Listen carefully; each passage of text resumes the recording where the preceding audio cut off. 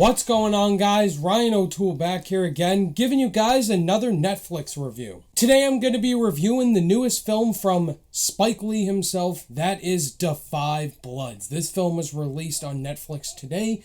It's a very anticipated movie from Spike Lee, and it talks about a really great story involving the Vietnam War. If you guys are new here, feel free to click that subscribe button and that bell notification icon for more reviews, reactions, rankings, and more movie content. Da 5 Bloods centers around the story of these group of soldiers returning to the Vietnam War to find their fallen squad leader, Chadwick Boseman's character. Along their journey, they find some treasure, some gold, and they have to decide what to do with it.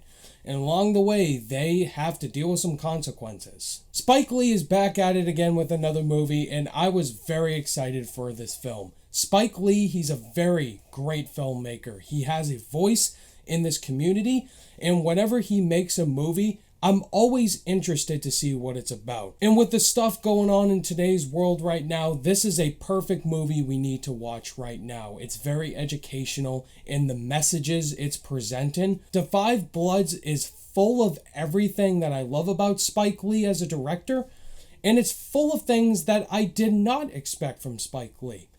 This is my favorite movie of the year so far. This is a very powerful film, but it's also surprisingly funny at the same time. And guys, I cannot implore my words enough to you to see Da 5 Bloods this weekend, and I'll tell you the reasons why. The performances from the whole entire cast are all resonant. They all have great chemistry with one another. They have different agendas for why they're going back to Vietnam, and they also have a very personal background that they're kind of afraid to share. But there's an actor I do want to point out who gave the best performance in my personal opinion, and that is Delroy Lindo as Paul. He was also in Malcolm X, another Spike Lee movie, and he was by far my favorite performance in the film. The background of his character and just the emotions he gives throughout the film, I really resonated with his character. And once his son gets introduced in the movie, just that intensity that goes on with their relationship, it made the movie work so much better than what it was intending to be from the start. The script is fantastic. It dives into the war elements, it dives into the story, and it dives into the consequences of what war can do to friends as well as the real life you enter when you're not in the war. Spike Lee really balances different timelines throughout the film. It's in the past and it's in the present. You see Chadwick Boseman's character as the squad leader, commanding these guys and forming this brotherly camaraderie. And it transitioned back to them when he's not there. And I just loved how this film was going back and forth between the different time periods. I must say, this is a 2.5 hour long movie, and I didn't feel the runtime at all. I was very scared going into that, because usually with 2.5 hour long movies, I'm afraid that the pacing is going to feel like an over 3 hour long film.